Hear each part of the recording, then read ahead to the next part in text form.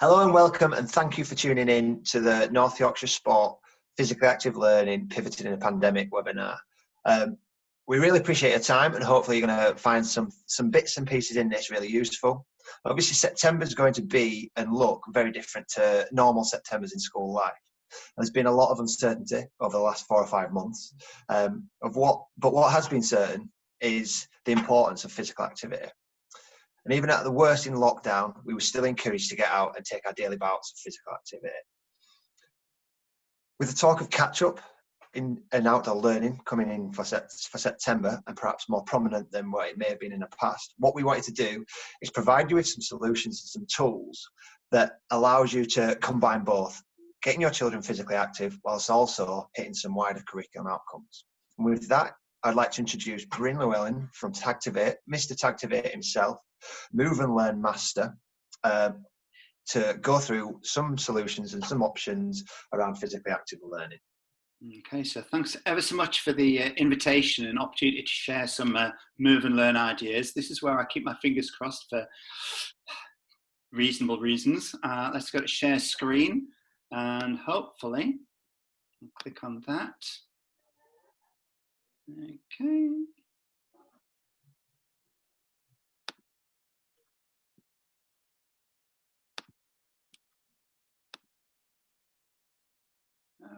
Okay, so on my screen I've got the North Yorkshire Sport Foundation logo, Tagtiv8 and Move and Learn. So Gav's already referenced that I am Mr. Tagman. I would like to think I'm a little bit more than that.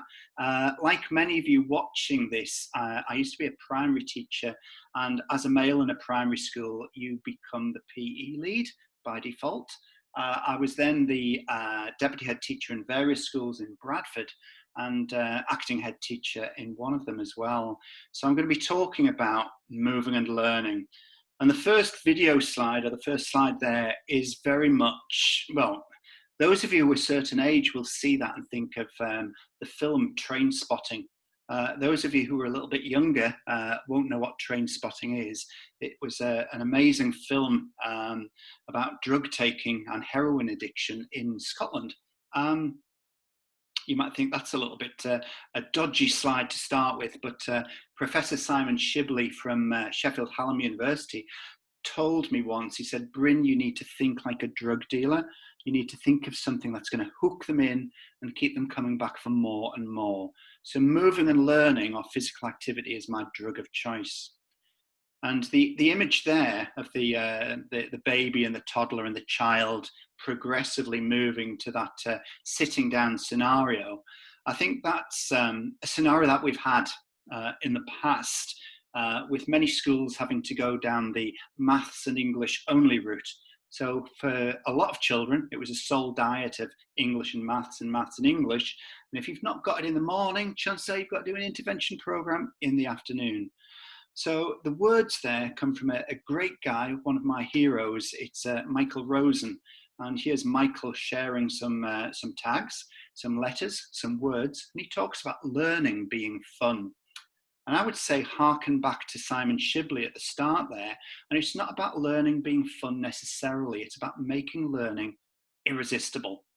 Irresistible for the learners and also for the teachers as well. So as I say, I used to be a primary teacher. My first ever primary teaching experience was in Bradford. It wasn't primary then though, it was first. So from a school in Bradford to a school in Oakworth, and we've got 3 mountains on our doorstep there. We've got Ingleborough, Whernside and Pennygent. And the head teacher at the time would get us to take the children, year 4 and year 3, to do one mountain. So we do Ingleborough 1 week, and week 2 we do Pennygent. And then week 3, we do Whernside, and week 4, we would do all 3 mountains together with the 25 miles or thereabouts between them, with years 3 and 4. And I always say this to children and to teachers, and they went, no way. And sometimes it is a case of no way, because I'm not sure if we could do that nowadays, because children aren't as physically fit and active as they used to be. And maybe with the COVID-19 situation and lockdown, certain children have become more active. But likewise, I think those children who don't have access to the countryside and gardens will have become less active during lockdown. So I'm going to share some health issues first with you. So we've got more and more children leaving primary school deemed obese or overweight. And not only that, younger generations are becoming obese at an earlier age and staying obese for longer.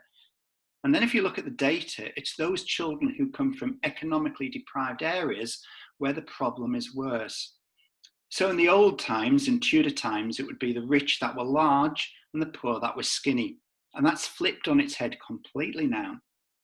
For example, during Rugby World Cup, I was working with a school down in Harrow in North London, a very affluent area, and the kids rack up for these 2-day sessions with their hoodies and their sweatshirts with the logo of the tennis club, the swimming club, the rugby club, the football club, and these kids are lithe and athletic, and they just embrace the physically active learning session. It's then a 6-hour drive up to Cumbria, but it's not Cumbria in terms of Cumbria as I know it, it's Workington. And the school is gorgeous. They're working in a very deprived area. The estate goes on forever, but the families are so well looked after by the school community. My issue was that I had to get the adult Velcro belts and wrap them around the children in year 4. Again, it was just so apparent, the gulf between the rich and the poor, and also the physically fit and the physically unfit. So the data shows that we've got at least 50% of children who are deemed insufficiently active. And in westernized countries such as the US and the UK, we're talking about 80% of children being deemed insufficiently active. That's 4 out of 5. 4 out of 5 children deemed insufficiently active. And then if you look at the levels of physical activity, early years and Key Stage 1 were fine, those levels are great, but age 7, something happens and the trajectory becomes worse. And there was a teacher in Bradford I was working with, and she said, it's down to SATs, it's down to phonics screening. I went, it might be for certain children, but I think it's more likely that's the age that the Xbox and the PlayStation and the sedentary lifestyle really starts kicking in. So physical inactivity has been linked to heart diseases, cancers, strokes, type 2 diabetes, and also stress, depression, and anxiety. And I think we're going to have to look at certain children in terms of stress, depression, and anxiety when we return to school in September, because we don't know what's been going on in their family homes and their family lifestyles. So if physical inactivity is being linked to these negative aspects, what about the flip? What about physical activity? Well, we know that physical activity has health benefits such as better bone definition, better muscle growth, better weight management, better sleep patterns. And now the academics are proving that it actually leads to improved academic performance too. And here we've got some children demonstrating the physical active learning in an outdoor environment. And here's a picture of Joe. Bless him. Now, I know there was a massive Twitter pile-on with Joe because Joe proclaimed himself, or somebody claimed, that he was going to be the nation's PE teacher. Well, to be honest with you, it wasn't PE. It was more PT. And I don't care what people say, okay, but he got people active. He got families, children off their backsides, off their sofas, doing something on a regular basis. And he was talking not just about physical activity, but about diet and mental wellness as well, emotional wellness, which ties in, as well we know, with physical activity. So physical activity is one thing, but what about physically active learning? And I'm sure that Gav will share the slide deck with you, and you can look at the videos with the research, you can look at the TEDx talk, and you can look at how we operate and work and play with schools. So, before lockdown, I was running up and down the country with my bag of tags, talking with children, working with teachers. And while we were working with teachers, we would get comments such as these from the children. I used to think I was rubbish at maths, but now I know I'm not. And this is the magic of taking the learning out of the classroom. Those children who might not write anything in a maths book or put their hand up in the maths lesson, there's neuroscience involved, but to me it's magic. And if we can transform attitudes to certain subjects, we're on a win. So week before lockdown, I'm working with schools up in North Yorkshire, in Whitby and Scarborough. And we've referenced economically deprived situations already in Barrow. Likewise, we've got situations in Whitby and Scarborough on those north coastal towns where there are problems to do with deprivation and poverty. But you can see from the smiles on these kids' faces, these kids were engaged, absorbed in their learning. One of the schools was Simon Smith's school, East Whitby Academy. And for those of you who don't know Simon, he's just an amazing head teacher who talks a lot about reading. He talks a lot about reading and picture books. Simon was also the person who seconded the NAHT motion proposal a couple of years ago that I pitched to the NAHT.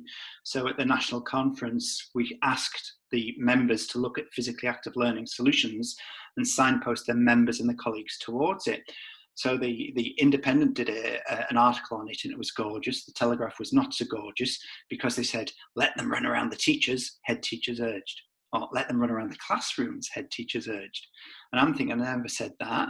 But then, you know, like the naive fool that I was, I read the online comments. So I am now officially known as an idiot, a man who is insane, a man who is the epitome of everything that's wrong with the education system.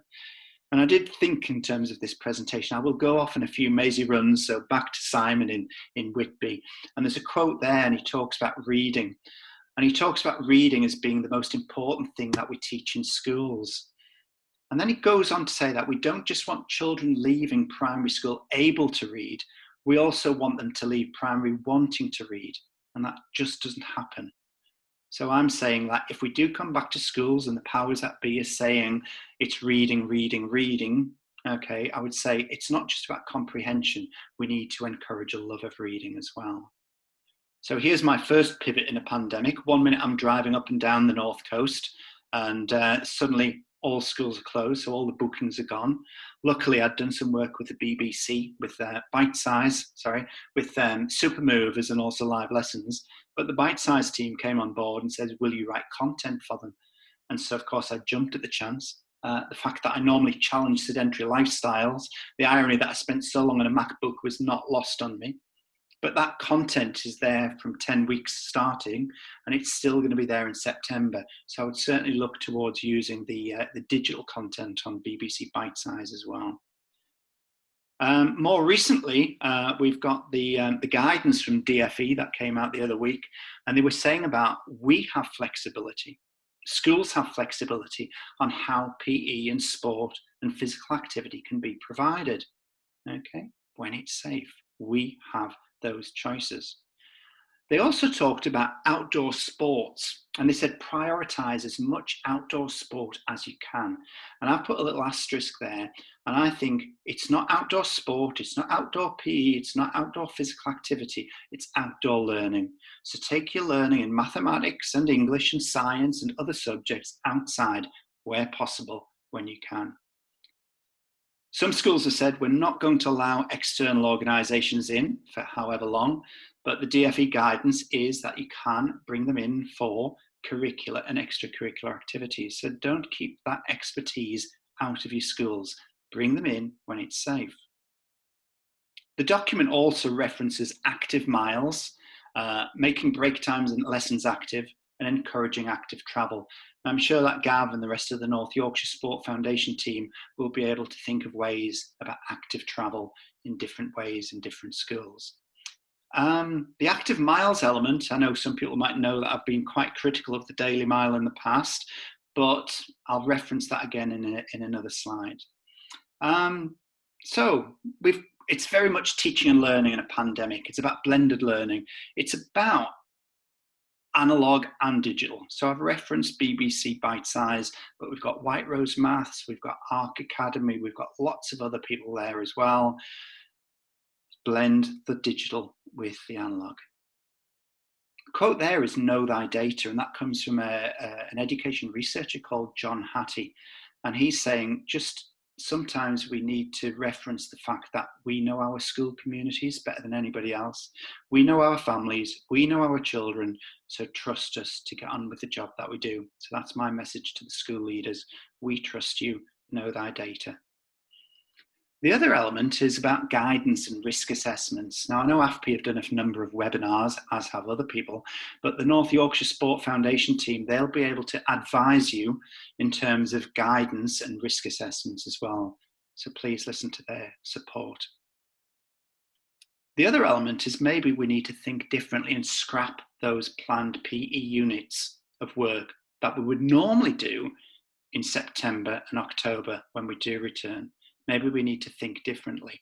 So if we can't teach those units that we had planned, what could we do? Well, in the classrooms, we need to energize what's going on. We need to break up some of the learning. And I think the Super Movers content is pretty cool. English, maths, science, and other subjects as well. And yes, it's a little bit twee for certain year groups, but ultimately it will energize your children. Something that I would recommend that we do across the board is dance. If we want to keep our physical distance, our social distancing, we can do it through dance. And there's a number of different organisations out there, such as Challenge 59 or Dance One Nation or the Royal Opera House. I'm sure Gav and the team have their own contacts within North Yorkshire. I think dance is a gorgeous way to promote physical activity and do it safely and physically distanced. It's not about full sweatiness and getting the heart beating faster and that moderate to vigorous physical activity element.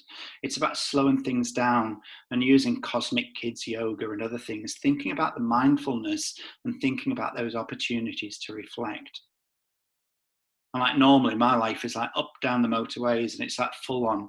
And likewise in schools, it's about challenge and pace and challenge. And I would say during lockdown period, it's given me a chance to reassess my situation and develop the art of noticing. And I think that's something that we could do in schools. Sketching. One of my last deputy headships, we worked with artists and dramatists, musicians and filmmakers.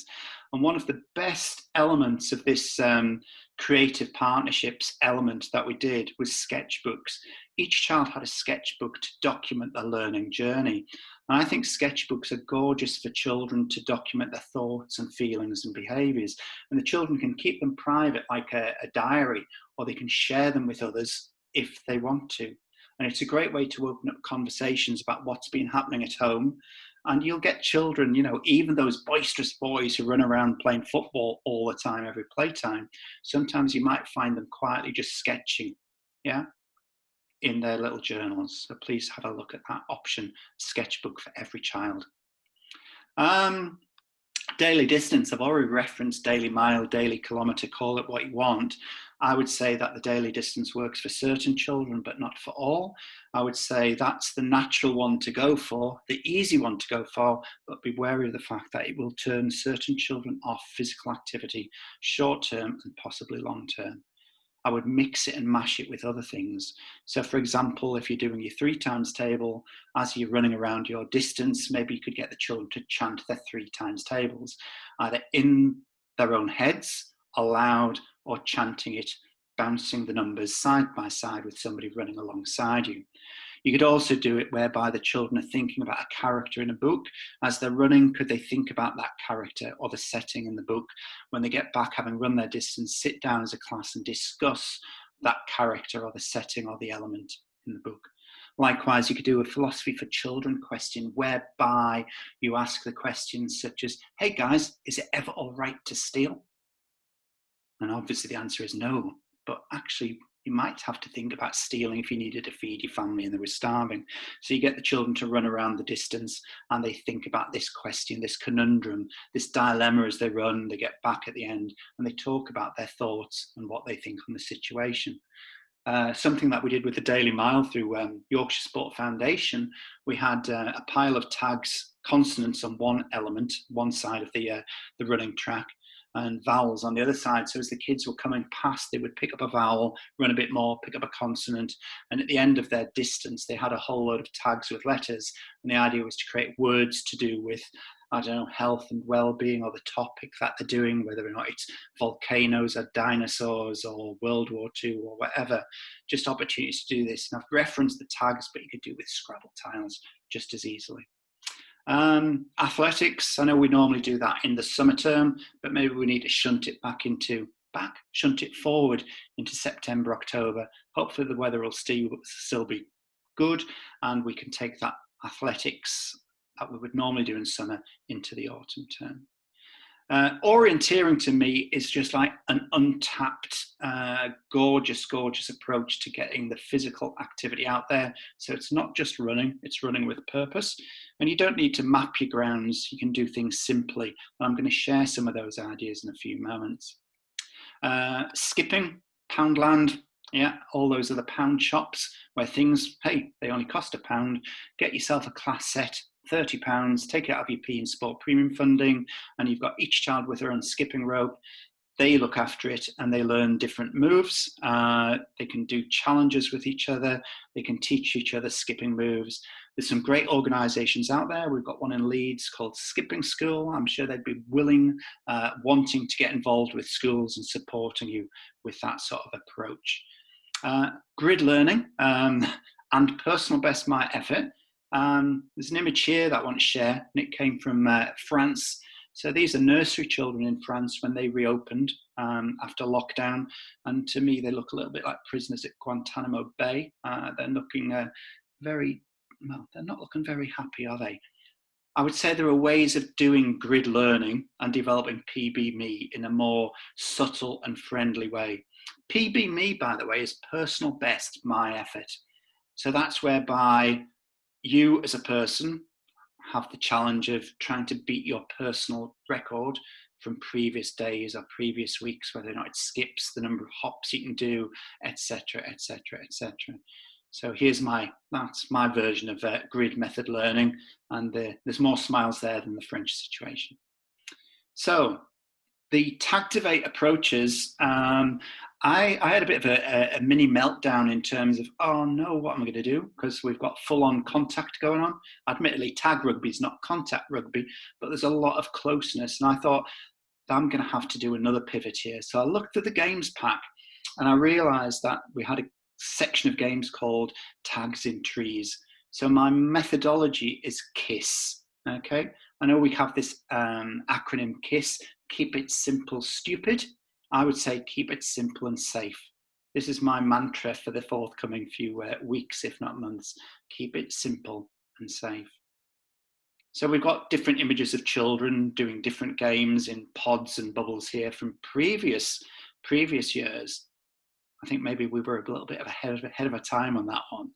And then lo and behold, we created these like tree tag games, which is kind of like, they've not gone viral because Tagtiv8 is still a very small organisation, but I'm going to show you some clips from Twitter that teachers have shared, and this is where I keep my fingers crossed yet again for the technology. So first one is from Freshfield up in North Yorkshire. So let's go into there.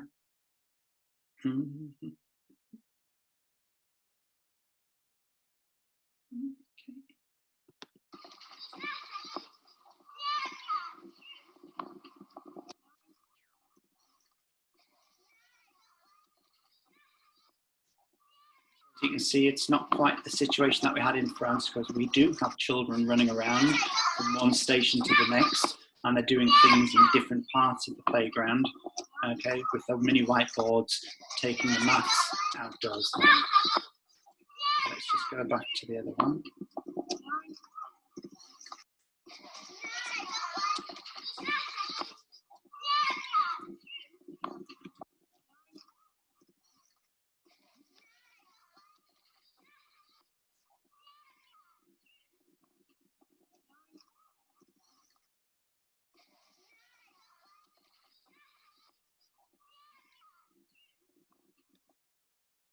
So this isn't from North Yorkshire, this is from West Yorkshire. So let's go to the large screen, see if it's going to work. So the idea for this one is the children have got 2 tags, okay? And they're, well, just watch and see what happens, see if you can guess what they're doing with their 2 tags. Let's go to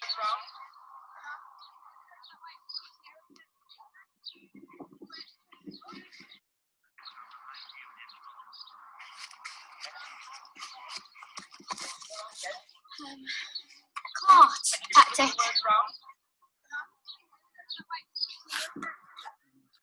The idea is the children go from one station to the next, and they look at those two letters, create a word beginning with one letter and ending in the next. So I'll just flip out of there, close that one, come back to Pivot in a Pandemic. Okay, and we'll kick on the final one. And again, this is from South Parade Primary School in Ossett.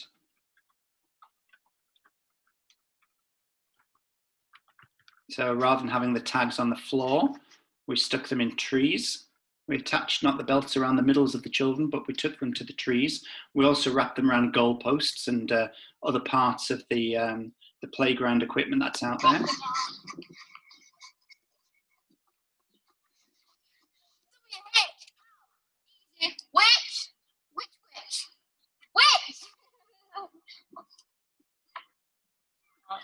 So again, it's so easy. You don't need to do the tags. You could use Scrabble tiles for that element as well. So let's see if the text's going to work here.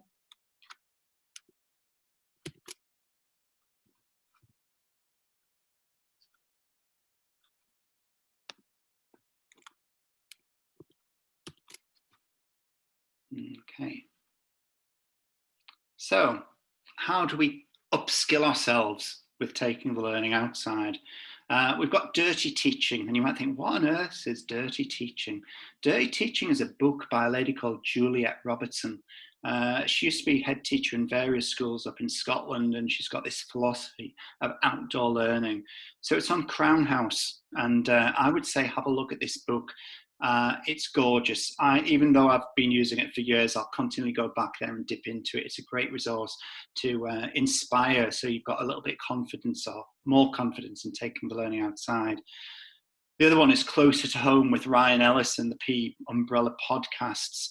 And Ryan has got a background in coaching and teaching, and his podcasts normally talk about P and sport, but I think nowadays he's talking more about emotional wellness as well as the physical wellness. So there's an interview here with a guy called Mike Kazala, and again, it's a fingers crossed moment that this will play Mike's words. If you are looking for a more fulfilling job, a more fulfilling profession, creating more motivated students, making sure your students are engaged and ready to learn, most likely going to lead to higher academic achievement, just a better quality of teaching and learning in both the teaching process and the learning process, give this a try. It is real, it works, it has research to support it, and you will just absolutely love it. Start small and take baby steps, but start and move forward. And yes, I've talked to him in real life, and he does really sound like that in real life. So check him out. He's a guy called Mike Kazala. And then finally, just to offer contact. You know, I love working and playing with schools. Far rather to work with schools in North Yorkshire than schools in Kent and Durham and Teesside and Glasgow. Nothing against those places, but I need to cut down on my carbon footprint. So if you want to know more about the Tagtiv8 program or moving and learning in general, as I say, moving and learning, it's a KIC, community interest company, set up by myself, set up by Ian Holmes, who's head teacher at a school in Leeds, and also an ex-North Yorkshire lad, a lad called Rich Ullman, who was at Malton Primary School up until recently. So you've got three people who are wanting you to move and learn, but have the capacity to help you to move and learn as well. So I'm going to stop the share. Hopefully Gav will still be in the room with me. And there you go. Maybe we can share these slides and the film, and then we can reach out to your schools in a little bit there, Gav.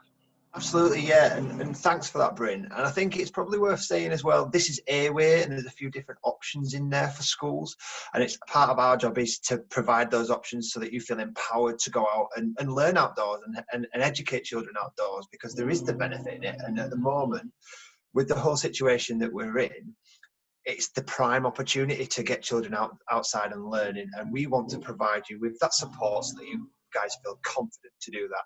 So in that clip there, you've seen a few short videos, some activity ideas and some guidance from Bryn. We would encourage you to get in touch with North Yorkshire Sport or your local active partnership if you're watching this from outside the area, or go direct to Bryn and Tagtiv8 and Move and Learn. We're wanting to provide as much support as we can on this. You guys are the teachers, you guys are the educators. You can go and adapt things. You know what's right for your school. We just want to provide you with a little bit of support and a few ideas to help you embrace outdoor learning and cope and increase physical activity to support your students' well-being when they return to school in September. Thanks for taking part. Thanks for taking the time to look at this. Massive appreciation to Bryn. And yes, please get in touch if you feel that we can provide any further support or you want any guidance or just a conversation about how you may want to move some of your learning outside in September. Thank you very much. Take care and all the best for the summer holidays and beyond.